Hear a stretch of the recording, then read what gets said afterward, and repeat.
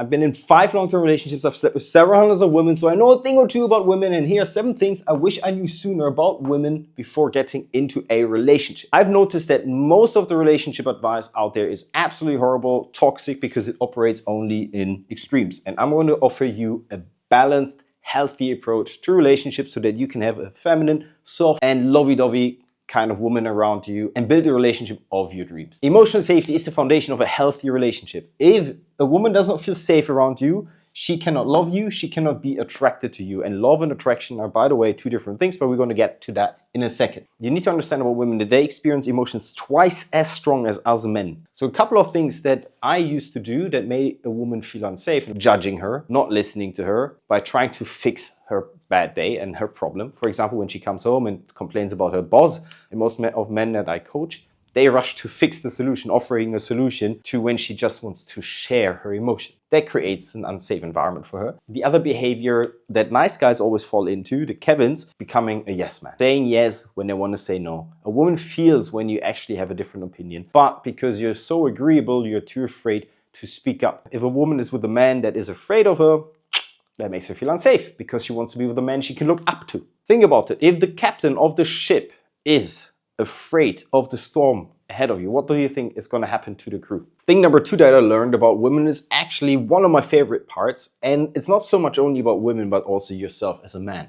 Women are your mirror, not your enemy. Women reflect your deepest insecurities. They do not create them, they just expose them. I do believe that no one can emotionally hurt you unless you consent to it. Because whatever a woman does, my interpretation of her actions fundamentally creates the trigger, not her action by itself, because her actions are neutral. Once you adopt this mindset that women are your mirror and not your enemy, you stop taking things personal and you start seeing them as growth opportunities. And guess what? When you stop taking things personal and you start viewing them as growth opportunities, it reduces anger massively. And when you are not angry, you do not see her as an enemy, but someone who just revealed something about you, and you are actually grateful for her being in your life, which deepens the connection between you two. And it makes her also feel safe because she views you as a man that is capable of stopping to behave like a fucking Kevin, not being a little boy trapped in a man's body, but actually someone who's deeply oriented to grow. And why is growth so important? Because of hypergamy. Women want to be with men that they can look up to. And women do not look up to men that stagnate. You can bitch about that, be a Kevin about it, or you use it to your advantage and just become the best possible version of yourself. Every girl I've been with has always said the same thing. I've never felt so safe around a guy like you. I've never seen a guy with so much agency. I've never seen a guy who's so deeply connected to his masculine core. I instantly feel I can surrender to you. That's because I take fucking high agency. I love growing. I love testing my own limits. Thing number 3 about women that I learned is that love and attraction are 2 different things. A woman can love you deeply without wanting to fuck your brains out.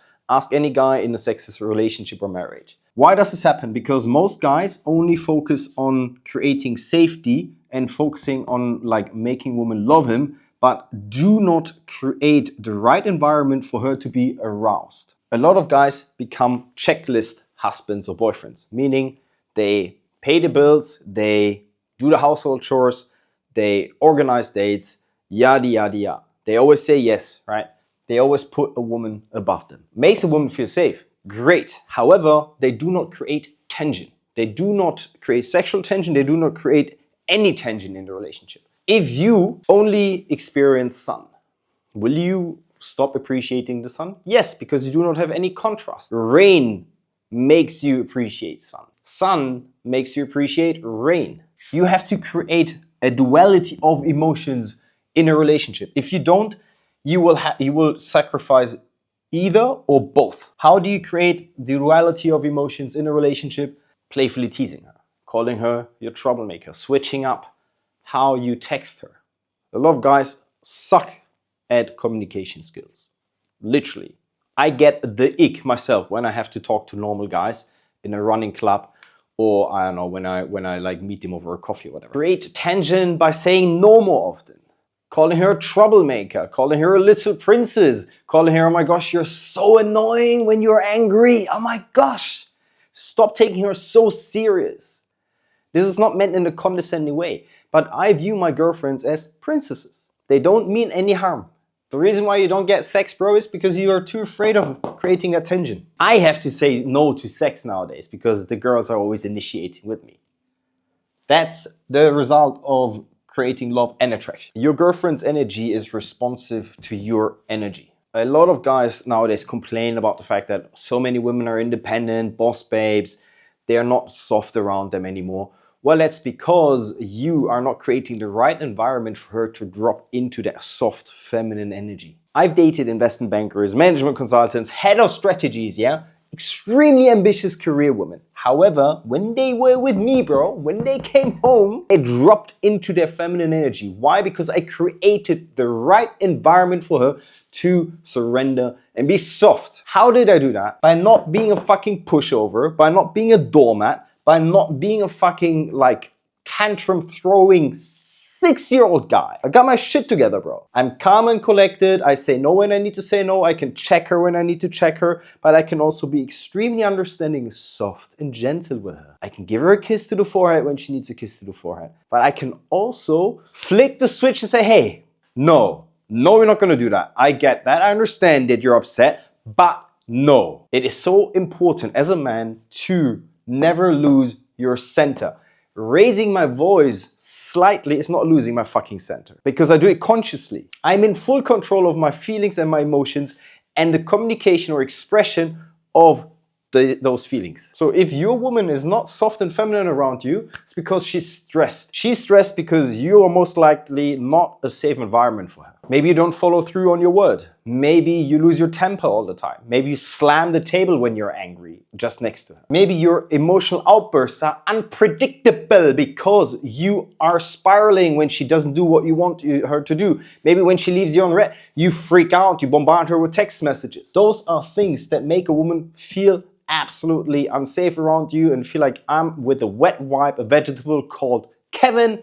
I don't want to be with him because he fucks up my feminine energy. He prevents me to be soft around him. By the way, man, if you're that type of guy who loses his temper, who spirals easily, and you want to work on that, why don't we work together? Click on the link below, apply for my mentorship. I've helped over 300 guys become a Hercules and stop being a Kevin who is a 6-year-old boy trapped in a man's body. Thing number 5 I learned that made my relationships so much better is viewing conflict actually as something positive and a bridge to connect your two hearts more closely. A lot of men are so afraid of creating conflict in a relationship that they shy away from conflict, that they protect the peace and fundamentally do not fucking say or bring up any like of the needs, and they sacrifice their needs. The point of a relationship is to get your needs met and meet each other's needs. If that is not the point of a relationship, then why the fuck are you in a relationship in the fucking first place, bro? So how do you build a bridge between your two hearts using conflict? View conflict as a problem to attack rather than attack each other.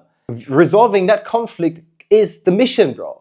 And that can be fun. Now suddenly conflict becomes gamified, meaning it takes out the heavy energy. Now what matters though is how you two communicate during times of conflict. Your communication is limited by your ability to regulate your emotion. You have the skill to communicate calmly, but when you're stressed, you might lose that skill. Same with Ronaldo or Messi. They know how to convert a penalty, but there's a difference between taking a penalty in training versus World Cup final.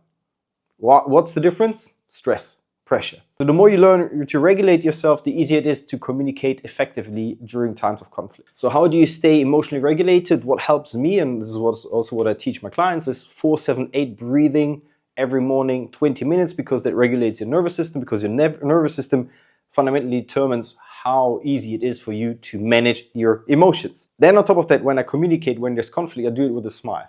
Yeah, a Sheldon smile, for example. Once you implement that and you show compassion and empathy, saying like, I understand your point of view, I understand that you're feeling XYZ, here's my perspective on this.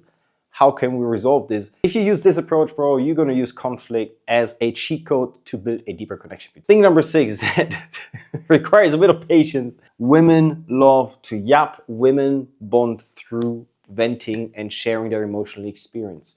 I'm sure you've noticed that when a woman shares, or when your girlfriend shares her day, like, she doesn't get to the fucking point. Why? Because it's not in her nature to get to the point. She loves to express all the emotions that she experienced with all the details and tiny little things that she sort of picked up on throughout the day. If you love her, you can just sit there, nod along, pay attention, put your digital devices away, and just listen. And be grateful that she trusts you so much and she feels so safe enough around you that she shares all this. Do I want to listen to all of this yapping all the fucking time, 24?